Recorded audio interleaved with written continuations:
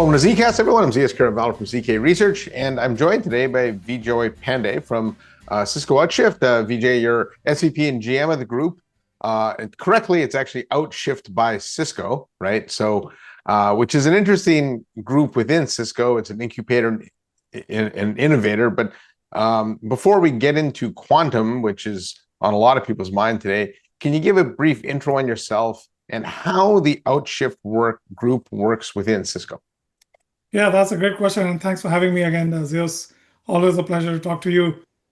So the Outshift group is actually a pretty unique group. We are structured within Cisco as a set of incubators.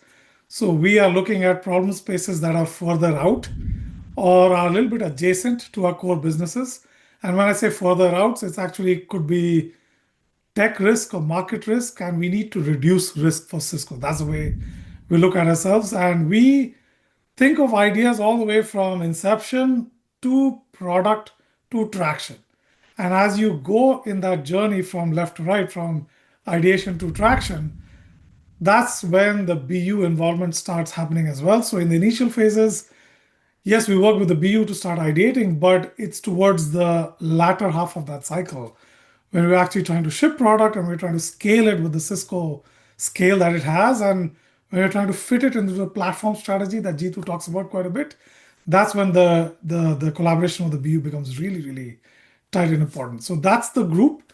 There are two other groups that are part of my charter. One is DevNet, or the Developer Relations Group for Cisco, and then Cisco Research, which is where a lot of the quantum work that we're going to talk about is happening today.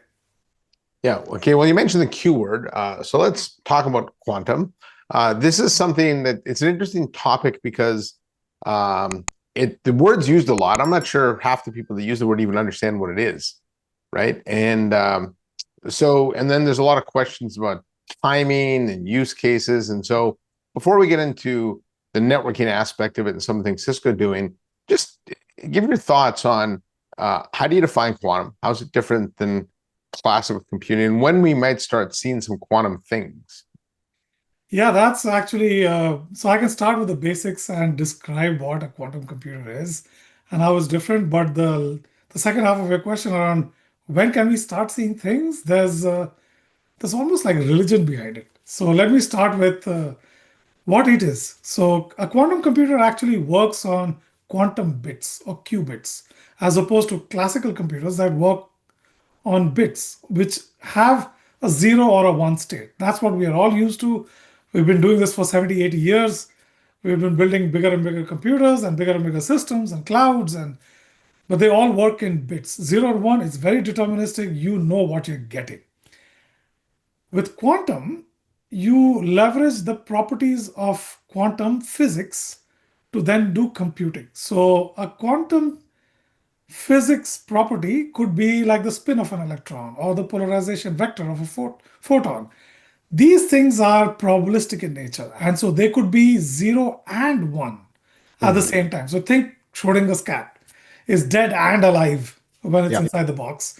Similarly, a qubit will be 0 and 1, can be 0 and 1 at the same time.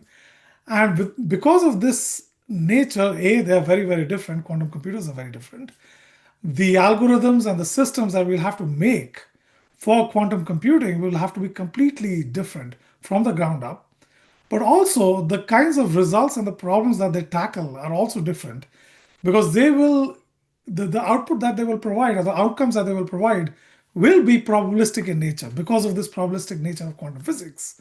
So what you'll end up with is a whole bunch of electrons, a whole bunch of photons with a probability distribution as an end result, which will tell you, yes, maybe 90%. I'm confident 90% of the time that this is the solution, and I'll go with that solution. So that's roughly at a very high level how quantum computers work. But as you can imagine, since you're changing a bit to a qubit, gate operations and how you build systems and how you extract results and when do you extract results, because one of the quantum properties is the moment you measure something like the Schrodinger's cat, you will know that it's dead or alive. And so when you measure, you collapse the state.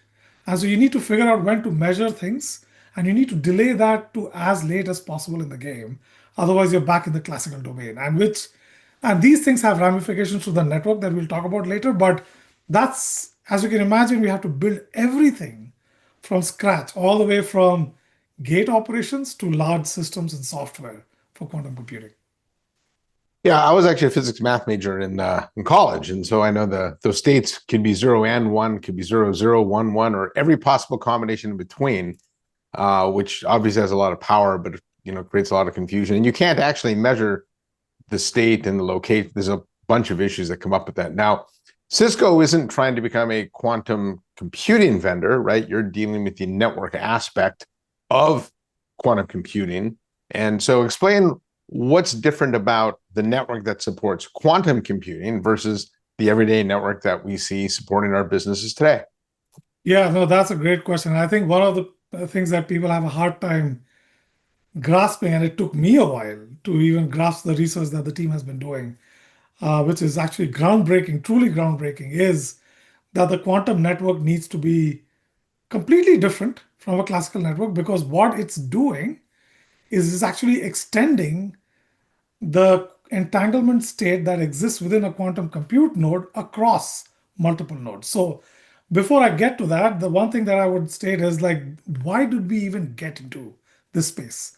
And if you think about Cisco, Cisco is, yes, we've created the internet, we've created distributed computing, but we are a scale out infrastructure company. That's the way I think about us, which is like, you can build out scale up systems, and then you connect a bunch of these things together and you can build out scale out systems. And the way to think about quantum networking is to enable both scale up and scale out using individual nodes, which are quantum processing units. And so if you think about the roadmap that all of these vendors have, whether you have a Google or an IBM, you see 100 qubits, 200 qubits today. That's the size of a quantum compute node. Mm. That's tiny.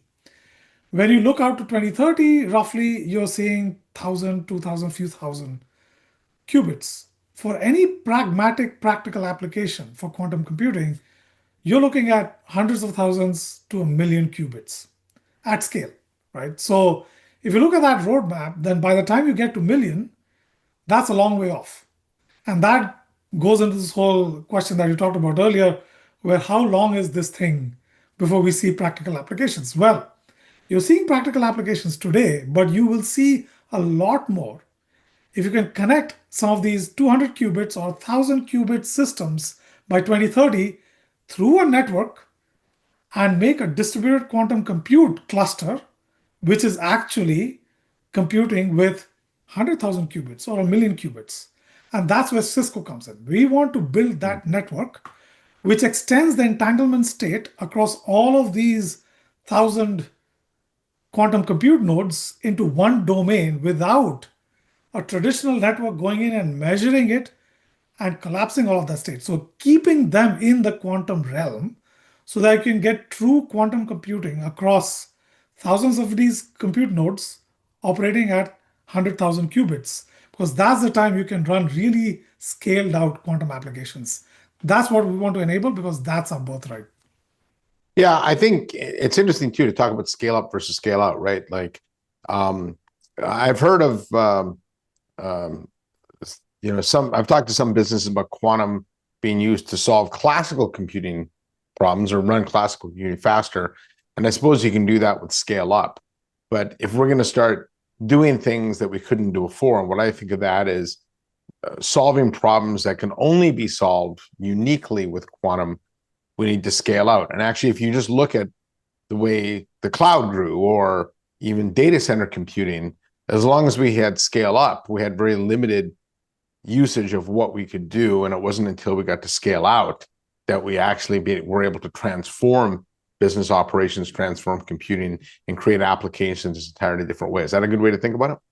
Yeah, that's a great way to think about it. In fact, the other way to think about it is, unlike classical compute, where you can still build scale out at room temperature with everyday Yeah. parts, what's happening with quantum is that some of these physics, and every physics that you look at, whether it's a transmon or trapped ion or any of these technologies that people are using, except some of the newer ones that have been announced recently, they are operating at near 1 Kelvin or below 1 Kelvin temperatures, like superconductive temperatures. And so scale up even in those terms means extending the cryo chambers to be Mm. so big that it contains all of those multiple compute nodes, which itself is a problem. So it's a cooling problem, it's a scale up problem, even from the the the the the housing and the cooling Yeah. uh, point of view. So I think scale out is the way to go. I truly believe in that.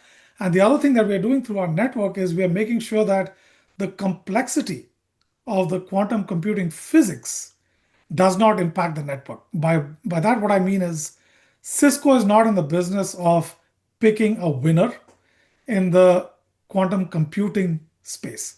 So we will work with any quantum computing physics technology. Our network is being built to operate at room temperature on existing fiber and works with any quantum computing physics technology that exists out there so that we can hedge our bets. Yeah, and in fact, Cisco's never taken sides when it comes to compute. People run, AWS Cloud, Azure, Google. They Dell servers, HP servers. They all run on Cisco's network, right? So, that is the role that you've played historically. Now, I do know you recently announced the roadmap or the quantum entanglement networking processor. Can you talk about what that is and how that powers your network? Yeah, so that's actually what we believe is the first building block. The quantum network entanglement chip is the first building block to a quantum network.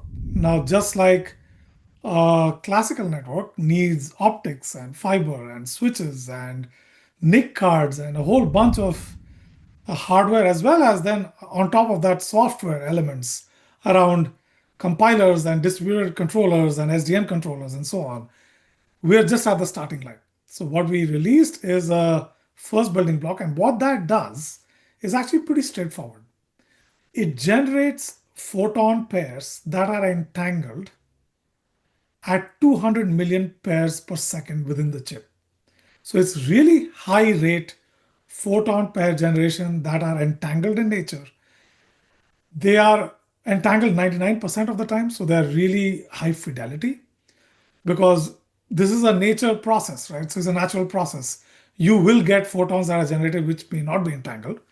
So we get more than 99% of our photons that we generate are entangled. And so what do you do with it? So what you do with it is you send one of that pair to one end of the one compute node, let's say Alice, the other of the pair to another compute node with, let's say, Bob. And Alice and Bob want to stay entangled so that then they can stay in the quantum realm and compute. Because if you don't stay entangled and if you want to go through a classical network, you've collapsed the state and you're back to computing in classical domain, which is not the Hmm. way you want to go. So you want these nodes, Alice and Bob, to extend their entanglement state across each other so that they can do distributed quantum computing in the quantum realm. And that's how you scale out to hundreds of thousands of qubits or millions of qubits. And so what this does is it generates those photons, and those photons land at Alice and Bob. And when Alice changes state, Bob knows that Alice has changed state. So you have extended entanglement across Alice and Bob. And that happens instantly because you're in the quantum realm. And anytime there is a state change, the state change on Bob's side happens instantly.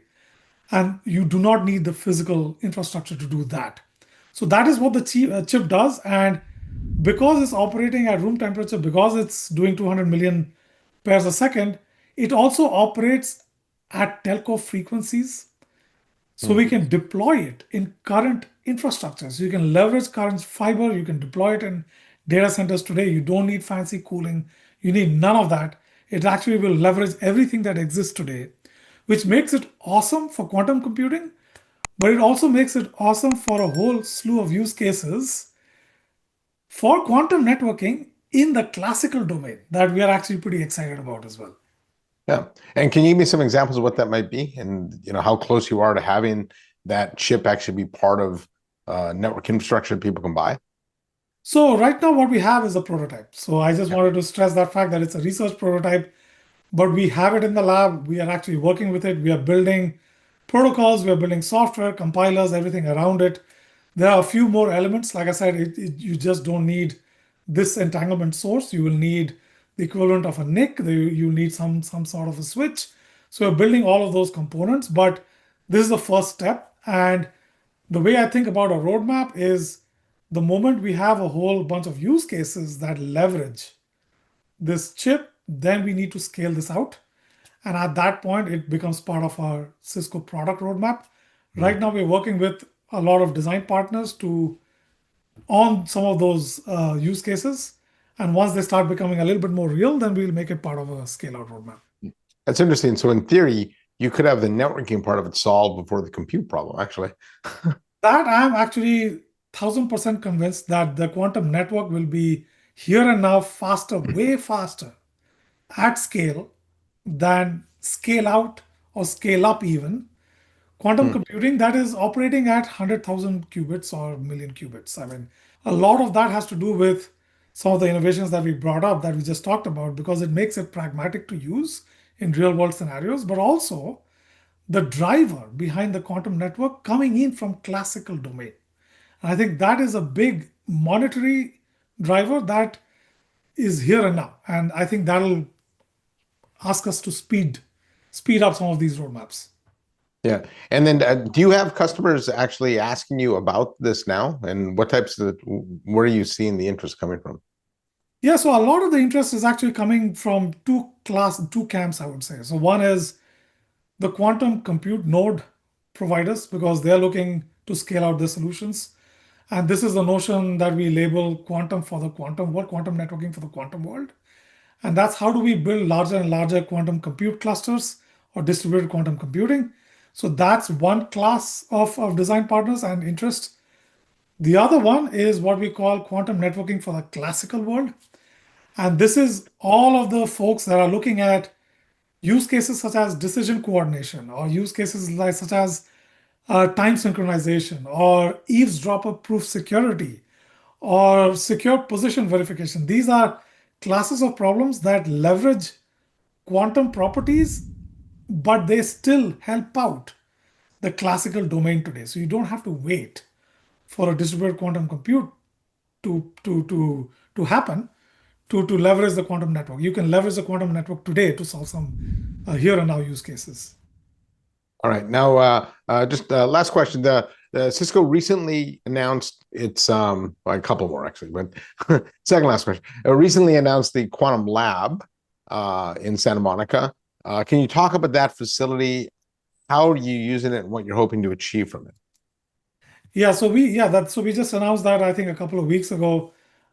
This lab, first of all, is placed in Santa Monica because it's at the nexus of a lot of the research in the region, and since we collaborate a lot with universities in this space as well. UCLA is close by, UC Santa Barbara that we collaborate with quite a bit on the quantum side.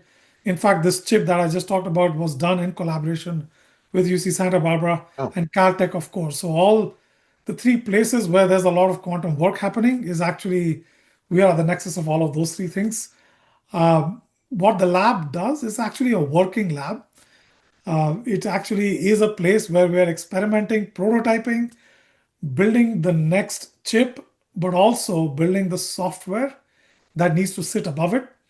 And so, if you think about again, quantum networking, just like classical networking, you need protocols to do this entanglement distribution. You would need an SDN controller, a network controller. You would need a compiler that takes these large workloads and actually splits them into these individual parts so that you can send it across the quantum network. So there's a lot of software work that needs to be done.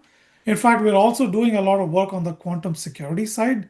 So yes, yeah. whereas there has been PQC or post quantum cryptography that the NIST has standardized, or actually there are a few standards there that the broader Cisco is working on in incorporating in our switches and routers and our products.